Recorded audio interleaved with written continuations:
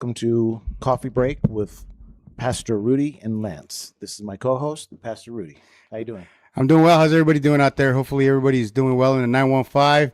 Welcome back. We had a little hiatus with everything happening. We had a little difficulty coming back together, but here we are for the second episode as we promised. And I'm glad you're here, brother. Yeah, well, glad to be here. Glad to be here. So today, with everything that's going on, we're going to kind of tie a couple things together, if that's okay. So as everybody, I'm sure is aware, we attacked Iran along with Israel on a joint operation. Right. Now, how that ties in is it's been all over the news. People are wondering, are there terror cells here? Because we have Iranian, people that are here and all that. And short answer, in my opinion, yes. Absolutely, yes. So we're going to discuss the border, which you and I both worked on, Operation Lone Star Border Surge with the Texas State Guard. So with that, can you tell us a little bit about the Texas State Guard and the branches and how it all works together? Yeah, absolutely. And before we get there, everything that we're going to discuss here, they're not rumors and they're not hearsay. This is what I personally experienced over there and what Lance personally experienced during the time that we were activated during the immigration crisis that were going on during the previous administration. And again, we're not here to be political in any way. We're just here to put the information out and let you decide, what's going on and for your safety and for you to, keep looking around and keep your head on a swivel. And just to give you a heads up and know what to look for, kind of maybe. Yeah, absolutely. So the Texas State Guard, it's considered like a three-legged stool, right? If you can picture a three-legged stool, the first stool on there is going to be the Army National Guard. And then the second leg of that stool is going to be the Air National Guard. And then finally, the third stool is going to be the Texas State Guard, right? And those three make up what Texas considers the Texas military forces, right? Those are the ones that take care of the state. Oh, okay. That makes sense. So the Air National Guard and the Army National Guard, that would be Texas Army National Guard and Texas Air National Guard. Correct. Right? Okay. And they are state, but they're also federal. They fall under they could fall under Title 10, and if they do get activated by the president, most of the times they fall under Title 32. Right. Right. But over there, they were on when we were all activated together. They were on what they call SAD orders.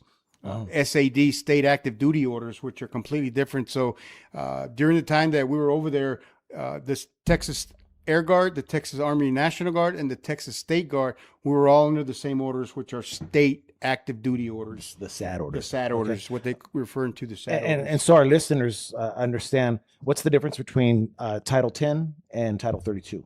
Well, Title 10 it's federal, right? Title 10 is considered, active duty. So those are what our soldiers that are stationed on Fort Bliss that are active duty. Those are considered Title 10 federal soldiers. Okay. And then you have Title 32 soldiers, which are National Guard soldiers, right? And what that means is, if any of you have heard of the Posse Comitatus Act, you can't use federal troops to enforce civilian law on civilians, right? So you can't use Title 10 federal soldiers, but you can use National Guard if you put them under Title 32 orders.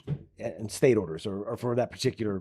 For whatever, if there's a hurricane, a tornado, if there's some kind of natural disaster or riots and stuff, you put them under Title 32. But because of the previous administration, if you remember all the back and forth that was going on and they couldn't get any federal or the federal government to activate the National Guard. Right. So our governor, Greg Abbott, activated all three components. He activated the Army National Guard, the Texas Air Guard, and the Texas State Guard. Okay. Yeah. Right. And now just a little bit more on the Texas State Guard. I believe there's like three branches within the Texas military department as well, correct? Like an Army division and then a maritime, like with boat crews and all that. Okay. So, and all those encompass as part of that three-legged stool. Correct. On the state side. Right. So the Texas State Guard at one time, they did have a maritime, a Marine Corps unit or Navy unit. And but I think in 2020, 2016, 2018, they disbanded, Uh-huh. and they all merged into the Texas State Guard, right? And the Texas State Guard, they have units that do the rescue, the Oh, like the search and rescue search and rescue, guys all and the all stuff that. that the Okay. Navy guys used to do before for the state. Oh, okay. So And while I was over there, they were also training the Texas Army National Guard on boat cruise operations, right. and our guys at Texas So State kind of Guard. like a Coast Guard type Yeah, thing too, yeah, right? yeah. Okay. So as the years go by, they've been, the Texas State Guard has been around longer than the Army National Guard and the Texas Air Guard. Wow. Right, they've been along. So as the years have gone by, the last major activation that the Texas State Guard had was during World War II.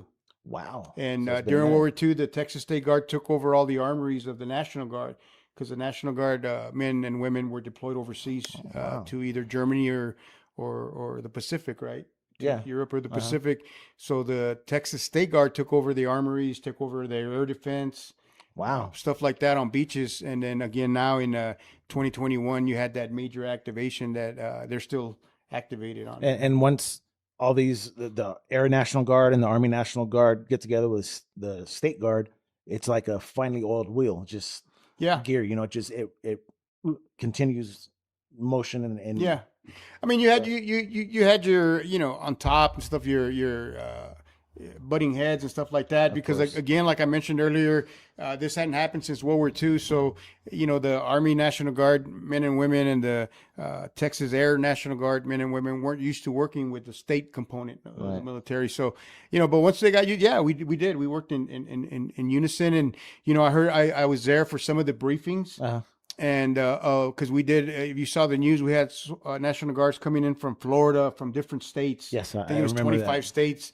And I would hear the briefings, and these were field grade officers that were briefing the troops when they got there, and they would mention us, and they clearly said what you said, that we got along really, really well, and that there was no difference between us. They treated us, and they did. Same uniform, same rank structure, and all that. Yeah, Yeah. that was my experience with the guys here. So And they treated us with respect, So how did I get to the State Guard, right? Well, at that time I was, I had never heard of the Texas State Guard. I was in Bible college, and right before we graduated, they actually went out there and were recruiting chaplains. So I signed up, and that was in December of 2020. I signed up for the Texas State Guard as a chaplain. And and it was a traditional, 1 week in a month.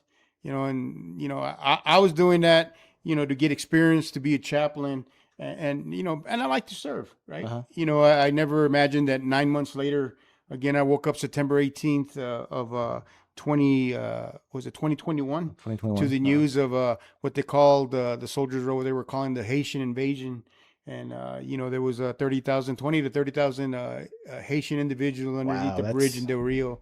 And that was shocking. I'm sure everybody here, in the States or in the Southwest or the border areas were shocked to see that. But yeah, sure enough, man, like 2 or 3 days later, I got a call from the colonel, the chief chaplain, telling me to be expecting some orders, and sure enough, they came through. To try and put that into context, as far as the number, you said 20 to 30,000 Haitians. That's more than even the Sun Bowl holds, right? The Sun Bowl holds about 17,000, I think. See, I'm not sure, so I don't want to give you, but it's still, that's a lot. Just to put it in context, that's a lot of people at one time coming over, and this was illegal crossing, though, right? Correct. Okay, Correct. So that was leading us into the influx of illegal immigration, or the migrants that were coming over in Del Rio, Loretto, here in El Paso, and out in San Diego, even. So with this, where we're kind of tying this in, with what's going on in Iran, I was watching the news earlier, and people's concerns are, could there be Iranian terror cells in the States already? And not to freak anybody out or anything, but short answer, as far as I'm concerned, is yes. Yes, absolutely. Because it wasn't just, and ladies and gentlemen, it wasn't just the Spanish speaking countries like Venezuela or Colombia and all that, or we had Russians that came through, Ukrainians, North Koreans, and definitely Middle Easterners, whether they are Pakistani or Iranian, but they're here, So with what happened this past weekend, keep your head on a swivel. If you see something, say something, like I always say, Mm-hmm. and just be aware of your surroundings and everything, because there's probably thousands of them that came through that whole invasion. Yeah. I'm sorry to say invasion, but that influx when Yeah. everybody was coming in. So with that, Rudy, you worked. So you were in Del Rio 1st, Mm-hmm. correct? And then Eagle Pass. Mm-hmm. So as a chaplain, though, so you weren't really out there building the fences and all that. You're there more to morale, support the troops and all that. How was that for you? So it was my job was to spiritual encouragement or their spiritual well-being, right? And what we did as chaplains, we went to especially on Sundays, we went to the points where they were at because they were right there on the Rio Grande between us and Mexico, right? And we'd go over there and we'd do mini sermons. Like literally just a few hundred yards away from each other. Right. From Mexico. So they were scattered on, and they form a line, and they were like every 100 feet, there'd be another Humvee, right? And it depended on the area. They usually had 2 to 4 soldiers per Humvee, but it depended on the area. If there was a high crossing area, they would have a lot more. Okay. And like, would they have like roving foot patrols or roving? No, no, they were stationary. They were stationed. They were static, static soldiers there, right? And but the people, they didn't need to be mobile or anything, because the illegals that were crossing over were coming right to them. They were turning themselves in. They weren't trying to get away. They weren't, right. They were very adamant as to what they were doing. They knew what they were doing, and and I think like we talked about this before. This is all this, in my opinion, is by design. You know what I mean? That all this was planned. And as far as the spiritual component, when we got there, like I said, there was the remnant left over of the Haitians, right? And again, I see things different. I try to be more spiritual and stuff. And there's no secret that there's a lot of Santeria and the practice in Haiti and the Caribbeans and just demonic type of religions. And there was 20 to 30,000 Haitians, and I know some of them, not all of them, of course, are into Santeria, right? But whatever they did, they left a heavy presence, as I was telling you, a heavy energy, like a dark energy. It was maybe really, really bad, because when we first got there, I felt it, and I told a lot of the. So let me regress. So once I got 3 days later, I got my order. So by the 25th. I think of September 24th of September, I was in Austin, Texas, processing to go to the border. Wow. And by I think at 29th of September, there was 65 to 70 of us, 75 of us that were with what they call the first wave, and we were the first ones down there. First boots on ground, as far as in Del Rio, as far as the state guard. Right. Okay. There was already some National Guards there, men and women that were there prior to this, that they got activated, but it was like a skeleton crew. It wasn't Oh, okay. Yeah, there wasn't that many of them. And when we got there, man, there was so what the state guard did, they took like 20 guys from El Paso, 20 guys from another unit in Laredo and stuff. So and we all came together to form about 75. So not all of us were from this unit in El Paso. Oh, I see. But some of the guys that I would hang out with obviously were with El Paso, and I was telling him it just feels really dark. The negative energy, it felt heavy. And at first I thought, maybe I'm homesick, or it's because of everything that's going on. But yeah, sure enough, man, like I've told you, about a week later, Lance, the death started to happen, and it was the very first person that committed suicide was a first sergeant out of a unit in Dallas, man, National Guard unit. A National Guard unit, but in Del Rio, or no, he went back home to get something. From what I hear, he was there for about a week, and a lot of the soldiers, they got activated, boots on ground, and then a lot of them they let them go back home. Since a lot of them lived within the region, right, within the miles or whatever that they prescribed, and they would go home to get stuff, whatever they forgot or tie up loose ends. And this first sergeant, he ended up committing suicide. Wow. And so it's bad enough, right? But of course, you don't think like that when you're going through that, and all the soldiers, we had to get all the soldiers in a gymnasium. And talk to them and check to see how they were doing, and then they were devastated, man. They were devastated. I can imagine. Yeah. And then and so we had to deal with that, and then about a week later, their commander, their captain, I think it was their captain, man, also committed suicide. Same unit, same guys. I saw him again a week later. Wow. And then after. in between there, all the drownings that we had to see. Wow. We saw a lot of drownings, and it wasn't the soldiers. It was the people that were crossing, that the wind currents would take them. Yeah, the undertow is really really strong Yeah. in the Rio Grande, and especially I think when it narrows more, Yeah. the pressure builds up, so that undertow can really take you. I mean, Yeah. quick, right? Yeah, I sent wind currents, but I meant The undertow. Yeah, yeah, and it's I laugh because here, the Rio Grande here, what we experienced it here, it's not that deep, it's not that wide, if it's even wet, right? But over there, it's substantially deeper. Yeah, I've seen it. It's and huge. Yeah, and it's a lot wider. So people were drowning all the time, and it was sad, because we had, as chaplains, they'll call you out there, Right. and if they were with anybody, we'd minister to them. But most of it is for the soldiers. yeah, We had to minister to the soldiers, man. They just saw that, and it's traumatic. it's that you're human. They're Yeah. human. So regardless if they're illegal or they're good or they're bad, it doesn't matter. As a human, it would hit them, and Of course. So we're there for them. And then another soldier shot another soldier by accident. You know what I mean? It was a accidental discharge. So we had to deal with that, and it just the stuff that we saw was just. And then right before I came back the first time, and I've told you the story, we were in, this happened right outside of Eagle Pass, but I was in Del Rio, but they call all the chaplains, and I'm sure you heard of it, that soldier, that National Guard soldier, he was there with another soldier, and they were on top of a hill. The Rio Grande was at the bottom, right? And one of the soldiers, the passenger, saw two individuals that were drowning, and Immigrants. they were immigrants. Okay. They were crossing over the Rio, and all the soldiers, and they were under strict orders not to go in there and after anybody, right? Because of the danger that they could fall. They could get. They could be Swept underneath the current and drowned. So they were worried about that. So they had strict orders. But again, like I was saying, this soldier, man, and God bless him, he saw people were drowning, and he took off his vest.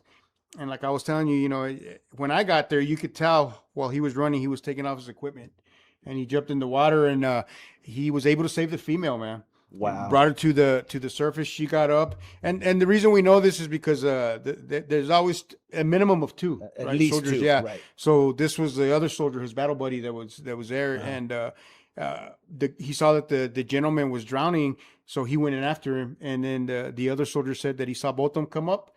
And then they went back down, and only the guy, the one that was crossing over, came back up, and the soldier never came back up, man. Wow. Did they ever find that? Yeah, I think like 7 days later. It was crazy, Lance. That had just happened. By the time I got from Del Rio to Eagle Pass, I don't know, and we were traveling at a pretty good click. You know what I mean? And so I don't know, 35, 40 minutes we got there, and the news helicopters, I'm not going to mention the network, was already on top, man. Of course they were there. Yeah, I was like, how did they find out? Yeah. And it was just sad, because on that trail, like you were saying last time, I could see the soldiers. He dropped his vest. He dropped his gun belt. He dropped this. He dropped that, and you get right up into the water. Like his radio, literally, like you see in the movies, he's running towards, and he's taking everything as he's running. Yeah. Now with that, Rudy, let me go back a second. So you mentioned that there was strict orders not to jump in and try to save somebody, but as a human being, seeing somebody struggling, whether, like you said, whether they're illegal or not, I think it's in most people's nature to try and help. So, he did what he thought he needed to do. And unfortunately, he paid the ultimate price trying to help somebody. Now you mentioned that they both went down, him and the male. He was able to save the female, but did the male also drown, the one that came back up, or no? Believe it or not, he lived. He lived. The soldier was able to save his life. He was able to, once he, I guess, came back up, he was able to catch his bearing or whatnot. But he lived, and what makes it so sad is, well, first of all, what you were saying right now, it makes him human, right? But the Bible tells us that there's no greater love than to give your life up for your fellow brother or sister, right? And that's what he did it without thinking, and he just went in there, and then but the sad part about it is that while we were there, I saw both individuals, they were the medical personnel were tending to him, right? And then a little bit after that, I saw him getting taken into custody. So, I was like, and I didn't understand why, because usually when they're illegal, right, and there's a lot of them, they don't handcuff them. They just put them on a bus or Right, a transport bus or transport bus or a van, and they transport them, right? No, and you could see that these border patrol agents were pretty serious, right? Anyway, long story short, what happened was that they found a large quantity of drugs on both of them. Wow. So they were mules. Not only were they crossing illegally, but they were also crossing. So and what we had a Sunday service right after that, and that's what we preached about. And and I pray to God, and I haven't heard anything about what happened to that couple, right? I know they went to jail, probably went to prison, right? But God saved them, for whatever reason, and I hope that they don't take the life that this soldier gave to them. He gave his life for their life, and I hope they take advantage of that in a good way and serve other people, because this soldier lost his life. Definitely. So it was sad, Lance. It sad was, all the way around. All the way around. Yeah. And I got pictures, and we're gonna throw up the pictures right now. Okay. And as you can see on these pictures, these are all the clothes that they left behind. Look, you can see every day they would cross, and they would get through their bodies, and everything would get wet, and of course they would get soaked, and then they would go over and change. And if you could tell by all the pictures and everything, trash. And in those groups, it was rare that we would see one, and we talked about this before in the last segment, was any young females between the ages, I would say about 14 to about 28, 30. They were all very, very young or older, much older, much older, and and then the men, and which is kind of weird, because all the men, were young. They were of military age, I would say, 17 to about 25. Wow. And like you were saying, and some of these pictures, you'll be able to tell, we covered their faces, but you could tell, that they're young. And I interviewed some of them, and, I'm telling you, they were from different countries. And it was rare, like you were saying, Lance, that, that everybody thinks that they're Mexican, right? It was rare. That we saw somebody from Mexico. They were all from different countries. Yeah, that was my experience here too. Yeah, and we saw, there were a lot of them for Latin countries, right? But we saw a lot of people from the Middle East. We saw people from Africa, a lot of people from Africa, and a lot of Oriental people. Yeah, and and the only thing they knew how to say was hi. What did they say? Hi, yes, and thank you. Thank you. Yeah. And that was it. But there was every day, Lance. I would say they'd be, the majority of the people that were crossing over were young military age men. Wow. Every day, and I'm talking by the hundreds. Now to go on further with that, military age males. So that's when I was out in the Persian Gulf and all that during the war back then in the early 90s. That was a lot of what we were looking for, because that was usually the insurgents. That was, your suicide bombers or your military age fighting personnel. So that was usually your enemy.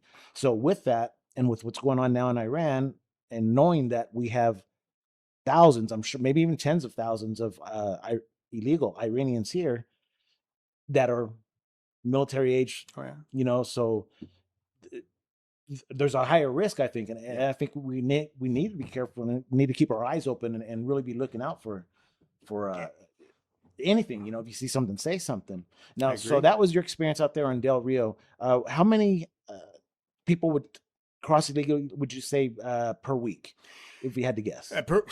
Man, I don't know, about per week, probably about 20,000. Wow. We were having like 5,000-6,000 a day almost. It would fluctuate, 3,000 a day, 2,000 a day.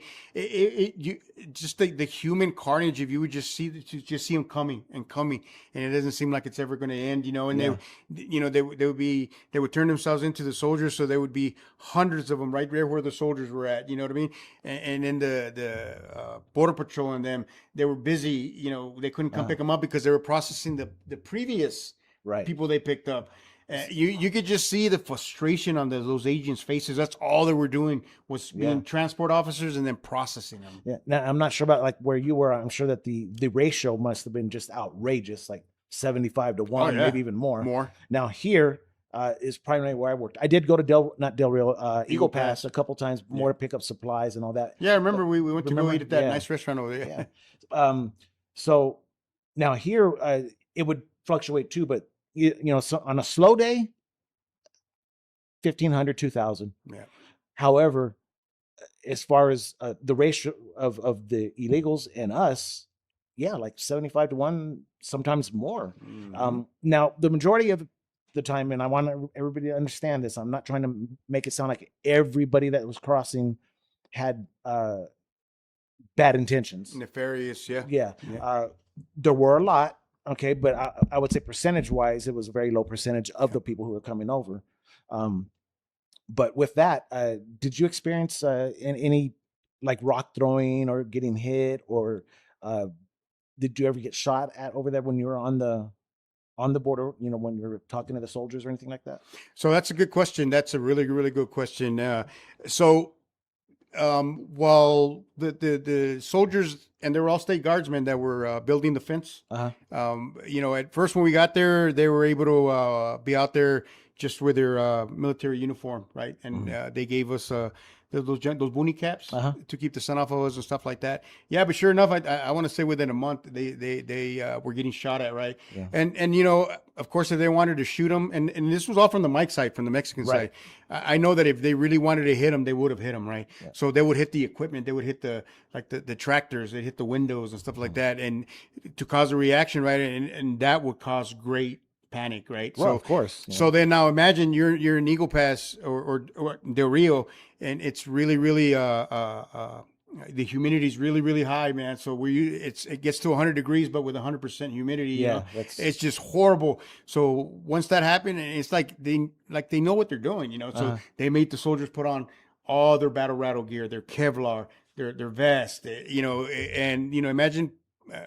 What I just said, 100-degree weather, and then working and putting up a fence, you know what I mean? Oh, yeah. So we started having heat casualties, and, God bless our men and women that were out there, and to you guys that are listening to this, State Guard, yes. Thank you for your service. You guys did an outstanding job. I know you guys didn't recognize, but I saw it with my own two eyes, Yeah. And yeah, man, and, I would get there right after, or I'd hear it on the radio that they got shot at. So I go over there to see if once the scene was clear, right? And then another time, I was there, and chaplains ain't allowed to carry pistols, right? But they would always assign a security. So you had a security I had security with me every time, because when I would go minister to the soldiers, and it was the soldiers that were on the line on the border, they were right there on the border, facing the Mike side, right? So I would go, and like I said, there were maybe every 100 feet, every 200 feet, there'd be another Hummer with 2 to 4 soldiers. And on Sundays I'd go, and we'd do like mini sermons and stuff. And the reason I had security is because obviously the soldiers are facing towards the Mike side. I had to be facing them, so my back would be turned towards them. Yeah. So, towards the Mike side. I mean, I had my vest and stuff, but and then our security guys.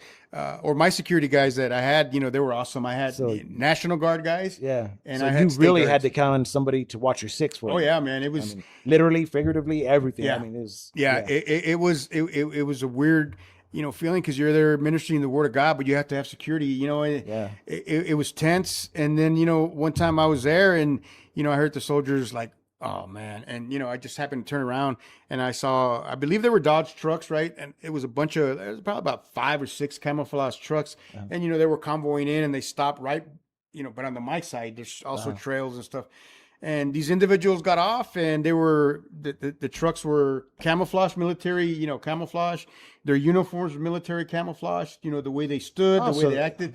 So I was like, oh, hey. So the Mexican military is helping you guys out. Oriented. So, I said hi to them. I thought that they were, helping us out, or were there for us, right? And the National Guard guys, they're like, hey, sir, don't say hi to them.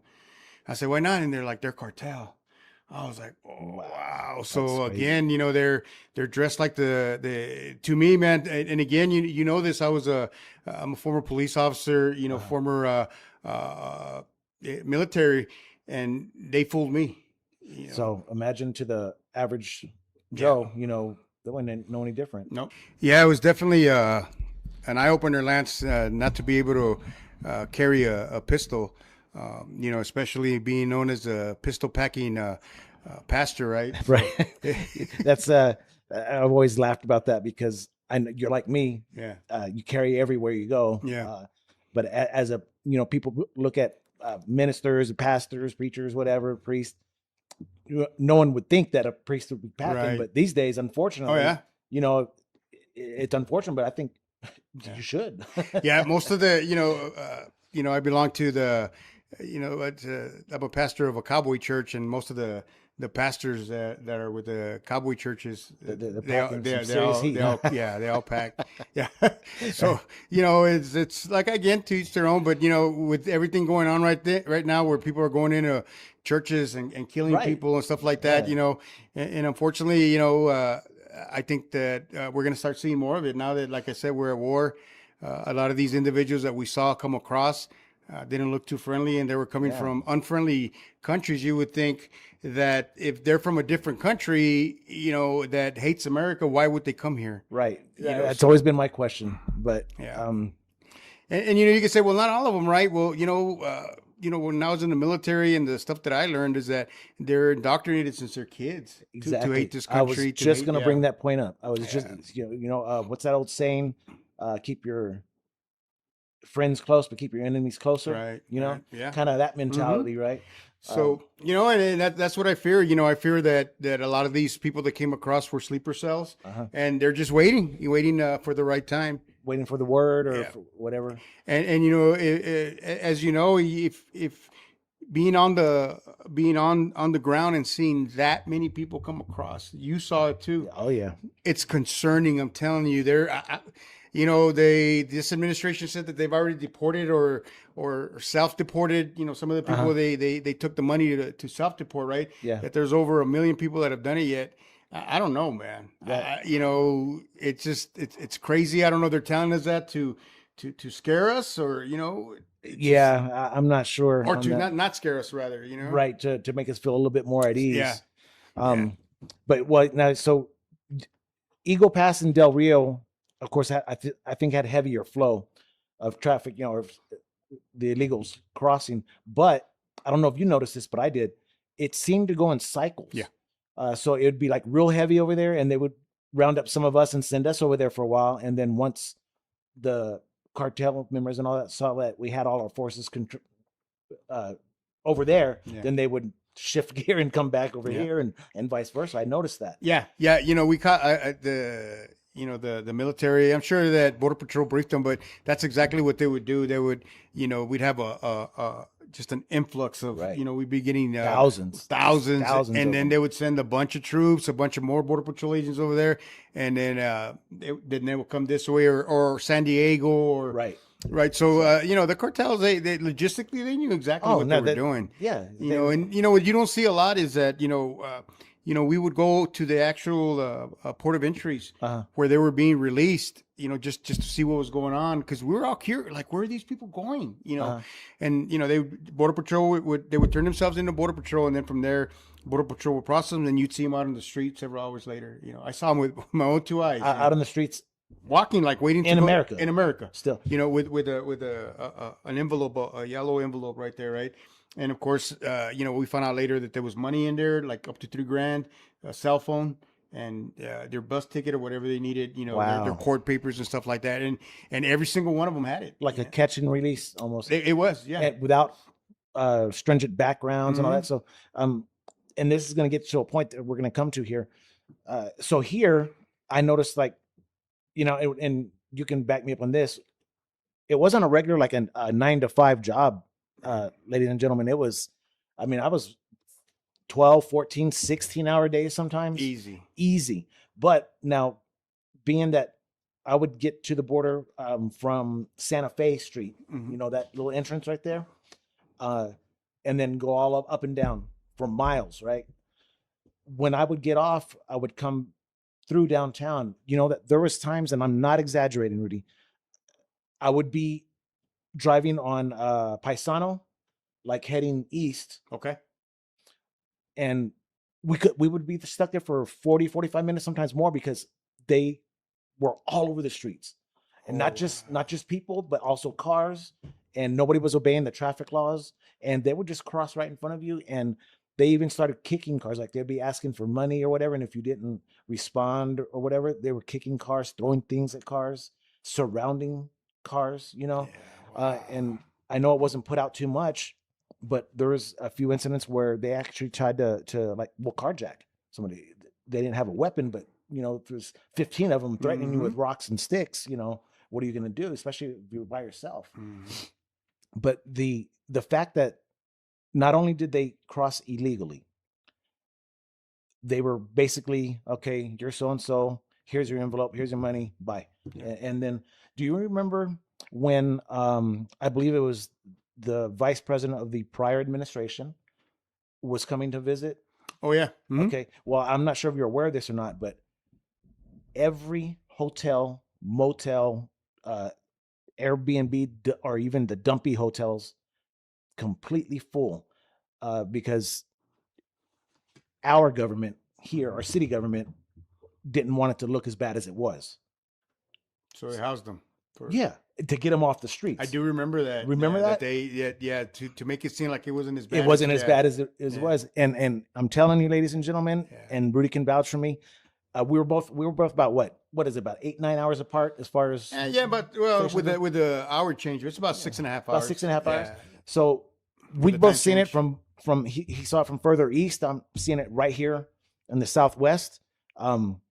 It was bad, and it's still bad. I mean, now I just heard they were talking about it earlier today that the numbers have gone down, and we haven't had any illegal crossings in the past several months or something like that. Now, it's nice to hear that, okay, but it's not true. Right? They're still illegal. Oh yeah. Now, and then back to what you're saying. I'm sorry, I digress. So the cartel guys are looking like military members, possibly even law enforcement. I mean, they have the money to do it, I'm sure. One thing I noticed, and I'm pretty sure you picked up on it, because with my background in law enforcement as well as military, they would do things to clock our response, what we were going to do, and how long it was going to take us to do it. Oh yeah. Like recon things, right? Oh yeah. So I noticed that because we had shots fired several times, but it's never in. If they want, like you said, if they wanted to hit us, they would have hit us. Yeah. It was to see what our reaction is going to be and how long it took us to actually get everybody together or whatever group. Get more backup reinforcements or whatever you want to call it. But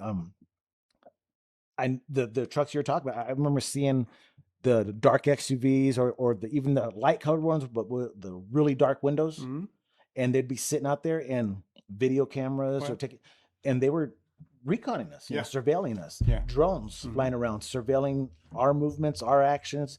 I bet you they knew what we're going to do before we knew what we were going to do.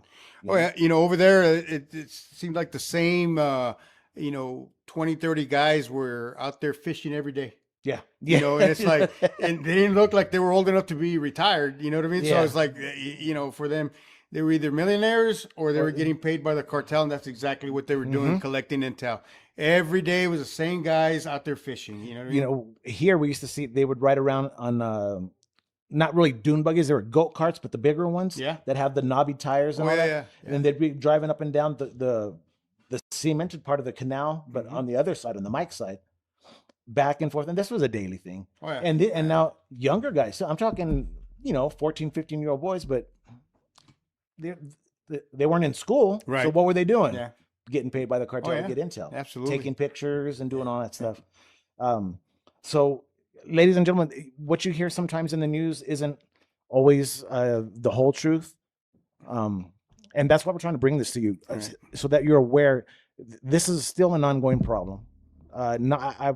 I guess not as bad as it was the past 4 years or 4 years ago, 5 years ago, but it's still here. It's still present. The danger's still here, and all that we're talking about ties into what we talked about last time: the trafficking, the human trafficking, not just the drugs and the weapons. That's a big part too, because it comes through here, but it's ongoing. And now with what we're involved in now with Iran, we need to keep our eyes open, keep our ears open. If you see something, say something type thing, like I always say, and I'm going to say that a lot. You're probably going to get tired of hearing it, but I'm a strong believer in that because even if you're wrong, yeah, you might feel a little dumb or whatever. But hey, you know what? I'll take feeling dumb over feeling dead or or feeling worse because somebody got killed because I didn't say something when I saw something. Right. You know. So, and going back to Del Rio, we used to go to the Del Rio Eagle Pass. We used to go to the again where after they would process them, and we'd see them walking around, several times. And then in Eagle Pass, they would actually they'd be cars as soon as they release them on both sides, right, lined up, man. And it reminded me of like the airport, right? There'd be people out there holding signs with that person's name on there, right? Oh, so they were like expecting them, right? Wow, And and of course, they're on our side and stuff, and we would just walk around, and I would just tell someone, hey, where are you going? And they'd be like, oh, they tell me they didn't know where they were going, right? And they're like, I'm looking for somebody that has, I'm looking for my name, right? And there was a couple of times that they'd find it, and I was like, do you know those people? Wow. And they're like, no, but they told me that. So, I know that they were being, trafficked or smuggled even or whatever. And they looked scared, man. They didn't know these people. They, and the people that were picking them up, they looked just like normal people, man. But obviously they're either, U.S. residents, you know what I mean? They could be here legally, U.S. citizens, whatever, they're helping them get to the north of the United States, to get. I don't know if you heard, here in the past couple of weeks, I believe, and I can't remember where, but I think it was some military personnel who got busted for stashing illegals. Oh yeah, and we had a couple of soldiers get arrested for that for transporting them, man, and transporting days off. Yeah. Oh, using the military. That's what it was. Yeah. They were using military vehicles, okay, on the government's dime to smuggle and transport not just people but drugs and weapons as well. Yeah, huge thing. And we saw this a lot as police officers, just because of where we worked. We're not going to go into that too much, but we did see a lot of military personnel being hired on. Like, remember the Sicario guys? Yeah, they tried to hit that. Yeah, so it's always a never ending and a continuously ongoing battle, especially on the borderlands, not just El Paso, right, but even west in California and all the way up east, anywhere that's close to, where they can come across easily, it's going to happen. Yeah. And like we discussed on our last show, the I-10, that's the narcotic highway. Yeah. And now you can call it narcotic highway, weapon highway, human trafficking highway, and it's sad. But now with the Iran and all that going on, what do you think? What are some things that people could look out for? Maybe that would seem suspicious. That should a lot of them ain't putting together. What happened again? I was talking about. Everybody knows that the majority that in Haiti, right? The Haitians they practice Santeria. Right. You know what I mean? And it's demonic. There's no other way to say it. It's not from God. It's from the enemy. It's from the devil. And, a lot of the Haitians were no doubt practicing Santeria. That's their religion. And, they have the right and the freedom to do that. Right. But, spiritually, I think that's where all the heaviness came from. That's where all the, people committing suicide, people drowning. And then a lot of people don't understand it's like a triangle. It's Del Rio, Eagle Pass, and then right here is Uvalde. And May 22nd of 2022 is when they had that shooting at that school, man, at Robb Elementary, where they killed, I believe, 22 people, 20 kids and 2 teachers, injured like 28 and stuff like that. That was all during that time, and people don't put that together. You see what I'm saying? Yeah, they think it's something separate, and it's not. So it's tied in somehow. Everything that's going on, I think, I know has a spiritual component to it. And that's what's happening right now. These sleeper cells, everything that's happening right now in the Middle East. It's the Bible is coming alive, right? We're living in biblical times, and again, it's hard, especially for pastors. I pray for peace. I pray for the Middle East for to end real quick, for a lot of people not to die. But at the same time, am I praying against God's purpose? Because this is what's going on. It's written that it has to happen. You know what I And mean? it's been going on for yeah. thousands of years, Yeah. especially in the Middle East. Yeah. Uh-huh. And now they're here. They're here, whatever their plan is, with the enemy. And again, my belief is that, yeah, of course, there's people telling them to come over here, individuals like me and you, right? But it's all spiritual, man. It's all spiritual. The Bible tells us in Ephesians 6 that we're not warring against flesh and blood. We're warring against principalities, the unseen world that we can't see, man, and that's in the background. And that's a bigger war than we could see with our naked eyes. And I think that's what's happening right now, man. And it's happening all over the world. And just to add on to that, I was it yesterday or the day before the that guy that was wearing the Iranian flag shirt or whatever, and he shot up. Oh, up in Austin? Yeah, it was this weekend. It was, I believe it was Saturday. Saturday, right? Friday night or Saturday night, yeah. And well, so I believe his life was lost as well. They shot him, killed him. But they're finding out, at least the last report I saw was that, yeah, he was very pro-Iran. Yeah. So that just goes to strengthen what we said earlier. To my short answer on, are there terror cells here? Yes, plain and simple. I don't know any other. I can't sugarcoat that. Right. But what I was asking, what are some things that people might look out for or say, if they see, maybe call the, not the emergency line, but maybe non-emergency line. Say, you know what, this looks kind of suspicious. Yeah. And that goes for human trafficking too. Within your neighborhoods, you might live in a quiet neighborhood, and all of a sudden there's a house that all of a sudden there's a lot of movement, a lot of people coming in and out. Out hours at midnight or Lots U-Hauls. of trucks, Lots of trucks in and out, lots of movement, lots of people coming in and out. I'd be looking for something like that. So you should know your neighborhood. What happens in there, and if not, you need to know your neighborhood. Again, we're living in times that right now you can't take anything for granted. No. And and that's the thing. That was probably the first retaliation for our strikes was in Austin and 6th Street, but then the media is not releasing that. And telling everybody that was probably the first retaliatory strike, right? And it's coming to be that way. And I would venture to say that individual probably came through the southern border. You know what I mean? Probably was here. I don't even want to say legitimately, right? Or he came across illegally. They gave him a stay, whatever they do until you go to court. I bet you he was one of those that he had court pending or something like that. I believe.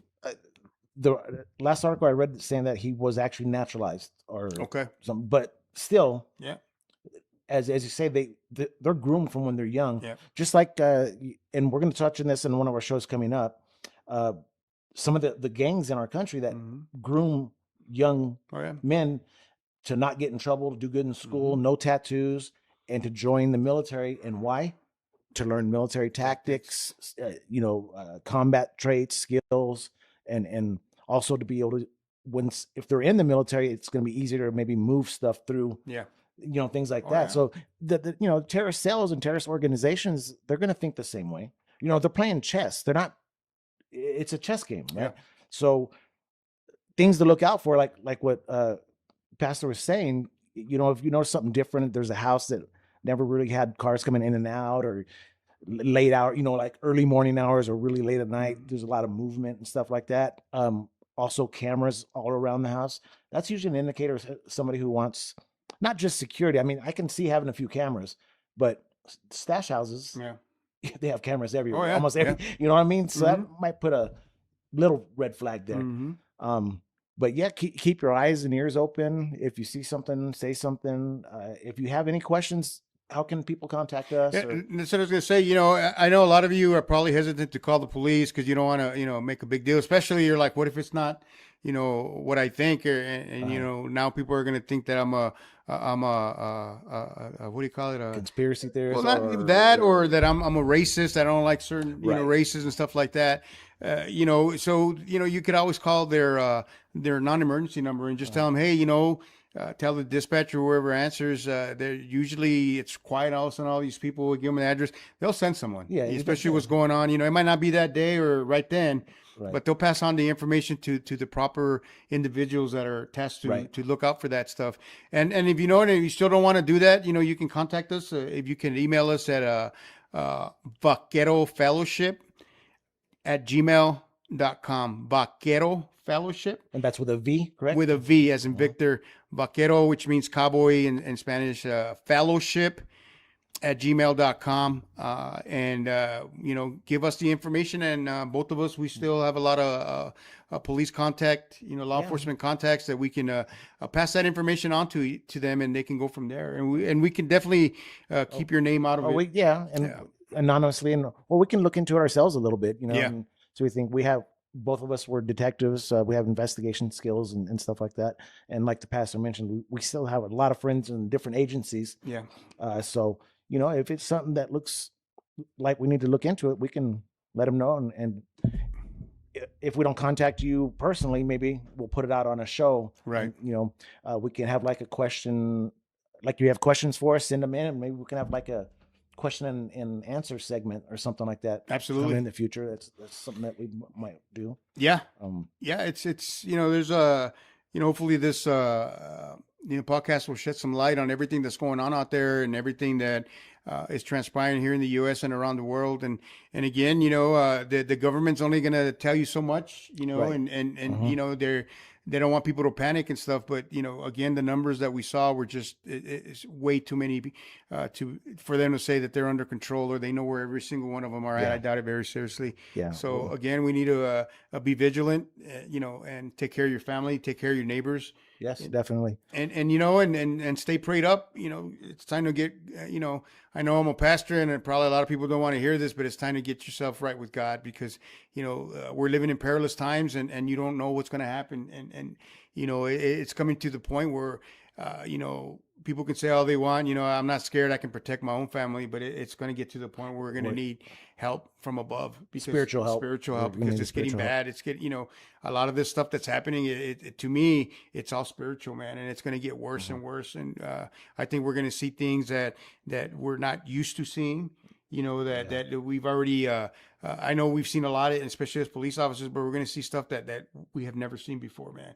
And nefarious things. And, I can't tell you what that's going to be. Right. But, get ready, man. And if you don't have God in your life to protect you or to turn to, man, it's going to be that much harder. It's going to be that much harder. And along with that, it helps to pray. And if you don't have God, you can only rely on Smith and Wesson so much. Yeah, so, that's what I'm saying. Mm-hmm. So, definitely keep your eyes and ears open. And real quick before we sign off, anybody that's here in El Paso or anywhere where there's a military base, if you're planning on going on to any bases, be ready to have a long wait time. They're doing vehicle inspections, 100%, all kinds of stuff. So they're on. They're probably on a different. Delta? They might be on Delta. I'm not sure. But either Charlie or Delta. Yeah. But they were talking about on the news this morning. So Fort Bliss this morning, as of like around about 0900 or so, it was on the radio, and they were saying that it was about an hour and a half just to get on base, and that's soldiers. Yeah. People. So make time adjustments, leave earlier if you need to, or whatever the case may be. And just if you carry your weapon everywhere you go. If you're going to go on base, please don't have it on you. Right. It's going to become a big issue. Just be careful with that. But other than that, do you have anything else to add on closing? No, just keep, like you said, keep your head on a swivel. There's some bad things that are gonna happen. I hope not. We're all praying and stuff. Yeah. Our prayer chain and all the prayer warriors, we're still praying again. But what's gonna happen is gonna happen. It's already written. But we have the truth, and we have Jesus that's going to protect us, and we knew that these times were coming. It was just a matter of time before they would come. Everything in the Bible up until now has been correct and been proven exactly like it's been. So I don't see why it would change all of a sudden. So yeah, we're living in some like I said earlier, some perilous times. To stay prayed up, and if you need me to pray for you, like I said, email me and I'll pray for you, man. Always. And also, if you are interested in attending the Vaquero fellowships on Sundays at noon, again, email me and I'll give you the address. And it's a small congregation right now, but we are getting away from meeting in a building because of everything that's going on. And right now, more and more uh, spiritual leaders are pushing home churches, Home church, yeah, which are safer. or like what you do, like your pod, or like a, I guess like a podcast, right? Well, yeah, I record the sermon, but Okay. it's at it's at a home church, and Right, okay. there we have to remember in the book of Acts, the first churches were never in a building; they were in a house. As far as the Christians, Okay. yes, they had temples or they had synagogues, but Christians weren't allowed to preach in there, obviously, right? Oh, right. So the first churches were actually in homes. Peter had a home church, the Apostle okay. Peter, and the rest of them, and that's how because they were being persecuted by the government, Right. so they had to hide, and they would have it at home churches. So a lot of us are going back to that. You know what I mean? And online, which Yeah. is safer, and you can view the service from online and not have to travel anywhere. So again, hopefully it'll work for everybody, and we have some powerful testimonies, and we have some the Word of God is on fire right now. It's coming alive, man. All right. Well, appreciate that. Yeah. And ladies and gentlemen, just a little forecasting here. So as you know, we're pretty new. We've had some technical difficulties, some other reasons why we haven't had the second video out yet. Mm-hmm. But we do plan on having some guests in the future. Yeah, absolutely. We're going to be discussing some other hot topics. The shootings that happen with ICE, things like that. We're going to touch base on that. And the perspective that we're going to give you, ladies and gentlemen, is it that we're going to be backing law enforcement? Please don't think that. Right. Because we are prior law enforcement. We're going to try and bring the, what's the word I'm looking for? Perspective. Yeah. Okay. And give you different points of view and maybe different angles to look at some things. But we want to, try and put a little more information out there as to why this may have happened. Because remember, what we see on the internet isn't always what led up to that incident. Right. Is what happens a lot. So we need to look at all that. But we plan on doing all that and having some guest speakers and all that. We're both kind of technologically challenged. So we've had a few mishaps and as a matter of fact, the second episode, for some reason, the audio didn't work. Remember, we did what was it, like 46 or 48 minutes? Yeah. And it was no good. So we hope you enjoyed this show, and we hope you join us next week. Yeah. But until then, God bless you all. Take care. Be safe. Take care of your families. Pastor Rudy, thank you. Amen. And again, welcome, or thank you for tuning in to Coffee Break with Pastor Rudy Castro and Lance Coffey. And we'll see you next time. God bless. Till next time.